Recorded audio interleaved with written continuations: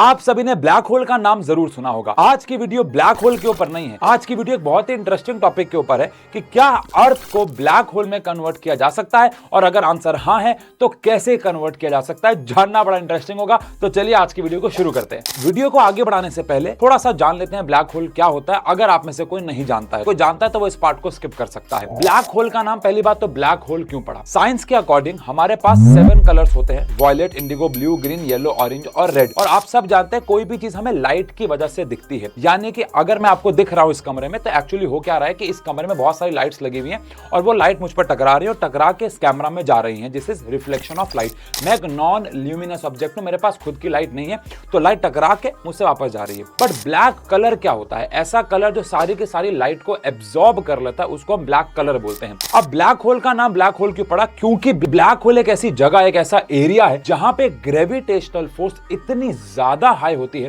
कि वहां से कुछ भी एस्केप नहीं हो पाता अगर उसके अंदर एक बार चला जाए, इवन लाइट भी नहीं। और हमारे पास जितने भी और इलेक्ट्रोमैग्नेटिक वेव्स हैं, जैसे आपने नाम सुना होगा रेडियो वेव्स का, माइक्रोवेव्स का, एक्स रेज का, गामा रेज का, अल्ट्रावायलेट रेज का, सारी रेज इवन इंक्लूडिंग लाइट अगर एक बार ब्लैक होल में चली जाए तो वहां से वापस नहीं आ सकते। क्योंकि आप सब शायद जानते हो कि इलेक्ट्रोमैग्नेटिक वेव्स के पास पार्टिकल नेचर भी होता है, जिन पार्टिकल्स को हम लोग क्वांटम या क्वांटा कहते हैं प्लूरल, और लाइट के केस में इन्हें हम फोटोन्स कहते हैं। तो अभी हम लोग फिलहाल इस पूरे वीडियो में फोटोन्स वर्ड यूज करेंगे। तो ब्लैक होल एक ऐसा एरिया है जिसकी ग्रेविटेशनल फोर्स इतनी ज्यादा है जो फोटोन्स को भी अपने अंदर से बाहर नहीं आने देता, जिसकी वजह से वो ब्लैक नजर आता है। अब बहुत सारे लोग ब्लैक होल को एक मिथ मानते थे, ब्लैक होल को एक रियल चीज नहीं मानते थे, लेकिन आप सब शायद जानते हो कि 2019 में ब्लैक होल की सबसे पहली फोटो खींची गई थी। अगेन इस फोटो की डिटेल पे नहीं जाऊंगा, इसके ऊपर अलग से पूरी वीडियो बन सकती है, बहुत सारी वीडियोस बनी भी हुई हैं कि ये फोटो कैसे खींची गई। लेकिन 2019 में फाइनली ये फोटो जब रिलीज हुई तो ये साबित हो गया कि ब्लैक होल होते हैं। आज की वीडियो किसके ऊपर है? आज की वीडियो की क्या हम अर्थ को ब्लैक होल में कन्वर्ट कर सकते हैं और कैसे कन्वर्ट कर सकते हैं। तो अगेन इसको समझने से पहले एक छोटा सा कंसेप्ट क्लियर करना होगा, और उस कंसेप्ट का नाम है एस्केप वेलोसिटी। अब ये एस्केप वेलोसिटी क्या है, तो इसको मैथमेटिकली समझने वाले आज पूरी इस वीडियो को। अगर मैं इस स्टाइलस को अभी ऊपर की तरफ फेंकूंगा तो ऑब्वियस बात है नीचे गिर जाएगा, बिकॉज अर्थ इसे एक एक्सेलरेशन दे रही है जिसकी वजह से अर्थ की तरफ वापस आ जाएगा। नीचे क्यों आया? क्योंकि मैंने इसको सफिशिएंट वेलोसिटी नहीं दी। अगर मैं इसको एक सफिशिएंट वेलोसिटी दे दूं तो ये अर्थ के ग्रेविटेशनल फोर्स को एस्केप कर देगा, जिससे हम लोग एस्केप वेलोसिटी कहते हैं। यहाँ पे ये कितना जानना अमेजिंग है कि अगर मैं किसी को भी एस्केप वेलोसिटी पे फेंक पाया, जिसकी वैल्यू क्या होती है अभी हम कैलकुलेट करने वाले हैं, लेकिन अगर मैंने किसी ऑब्जेक्ट को एस्केप वेलोसिटी पे फेंका तो बिना किसी फ्यूल के हम उसे स्पेस में भेज सकते हैं। बट क्या ये वैल्यू छोटी वैल्यू है या बहुत बड़ी वैल्यू है? और इसी वैल्यू की मदद से हम सीखेंगे कि अर्थ को ब्लैक होल में कैसे कन्वर्ट करते हैं। हम अर्थ के एटमॉस्फेयर से बाहर जाने की बात नहीं कर रहे हैं, हम कह रहे हैं कि अर्थ के ग्रेविटेशनल फोर्स को एस्केप कर दे। इस वेलोसिटी को कहा जाता है एस्केप वेलोसिटी। रॉकेट्स जब लॉन्च किए जाते हैं तो उनमें कॉन्स्टेंटली फोर्स लगती है, तो रॉकेट्स को एस्केप वेलोसिटी पे लॉन्च नहीं किया जा रहा है। यहां पे लॉन्च की बात नहीं हो रही है, थ्रो की बात हो रही है। किसी भी चीज को कितनी वेलोसिटी से फेंका जाए, बस एक बार इनिशियल फोर्स लगा के फेंका जाए ताकि वो धरती की ग्रेविटेशनल फोर्स को एस्केप कर दे, इसे एस्केप वेलोसिटी कहते हैं। तो हमारी 11th की फिजिक्स कहती है कि जो एस्केप वेलोसिटी होती है उसका जो फॉर्मूला होता है वो होता है √2gm/r। पे m जो है अर्थ का मास है फिलहाल, और r अर्थ का रेडियस है अगर हम अर्थ के सरफेस पे खड़े हैं। अब आप सब जानते हो क्योंकि हम लोगों ने 9th क्लास में पढ़ रखा है कि कैपिटल G की वैल्यू अप्रोक्सीमेटली 6.67 इंटू में 10 की पावर -11 होती है। अर्थ का मास अप्रोक्सीमेटली 6 इंटू में 10 की पावर 24 kgs होता है, और अर्थ का रेडियस अप्रोक्सीमेटली 6400 किलोमीटर रहता है।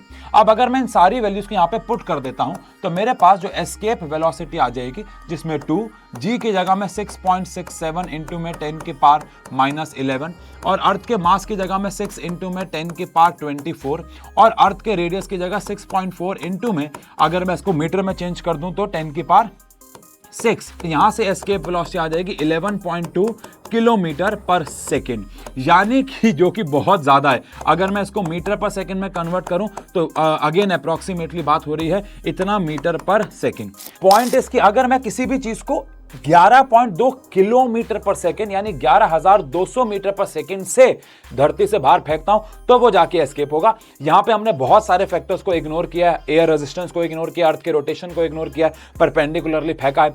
लेकिन ये तो हम सबकी 11th क्लास की किताबों में भी है। लेकिन अर्थ को अगर हमें एक ब्लैक होल बनाना है तो क्या करना होगा? आओ जरा समझो। देखो बहुत सिंपल सा लॉजिक है कि अगर किसी भी चीज को ब्लैक होल बनना है तो जो फोटोन्स हैं यानी कि जो स्पीड ऑफ लाइट से चलते हैं, हमें उन फोटॉन्स को रोकना होगा। मुझे फोटॉन्स को धरती के बाहर जाने से रोकना है, मतलब मुझे उसको अगर एक ब्लैक होल बनाना है तो जो एस्केप वेलोसिटी होनी चाहिए वो एस्केप वेलोसिटी ऑब्वियसली बात है ग्रेटर देन और इक्वल टू होनी चाहिए स्पीड ऑफ लाइट से।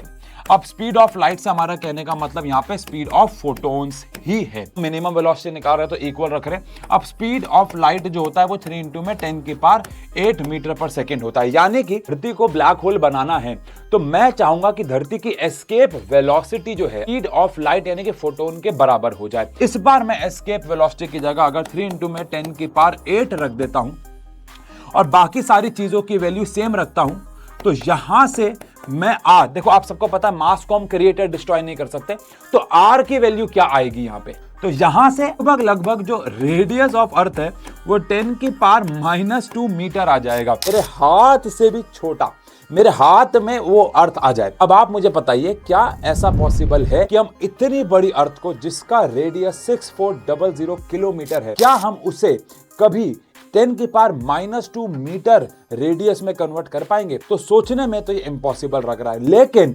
अगर ऐसा हो गया कि अर्थ का साइज इतना छोटा हो गया कॉन्ट्रैक्ट होके, तो अर्थ की ग्रेविटेशनल फोर्स इतनी ज्यादा बढ़ जाएगी कि अर्थ जो है वो ब्लैक होल में कन्वर्ट हो जाएगा। अब ये तो क्लियर है कि अर्थ को ब्लैक होल बनाने के लिए हमें उसके साइज को इतना कॉन्ट्रैक्ट करना होगा, लेकिन ये वीडियो बनाने का उद्देश्य क्या था? इस वीडियो को बनाने से हम क्या समझाना चाह रहे हैं? तो आंसर है यहाँ पे हम लोग 3 कंसेप्ट को समझते हैं। एक तो ब्लैक होल क्या होता है, एक तो हम यहाँ पे समझते हैं कि कोई भी चीज ब्लैक होल में कन्वर्ट कब होती है, जब उसका मास या तो बहुत ज्यादा हो जाए या उसका रेडियस इतना छोटा हो जाए कि जो उसकी एस्केप वेलोसिटी है वो स्पीड ऑफ लाइट यानी स्पीड ऑफ फोटोन से भी ज्यादा हो जाए और लाइट भी एस्केप ना कर पाए। फिल्म में पहली ब्लैक होल की फोटो जब खींची गई थी उससे पहले क्या वो फर्स्ट टाइम पे खींची गई थी? तो आंसर है नहीं, बहुत बार प्रैक्टिस की गई, बहुत सारा डेटा इकट्ठा किया गया, इवेंट हॉराइजन टेलीस्कोप का इस्तेमाल किया गया जिसके ऊपर अलग से एक वीडियो बनाई जा सकती है, बट इन शॉर्ट वहां पे बहुत सारे एफर्ट्स और बहुत सारे मेहनत किए गए। अब आप सभी के बोर्ड के एग्जाम्स भी आ रहे हैं, आप सब जानते हैं, और बोर्ड के एग्जाम्स में भी हमें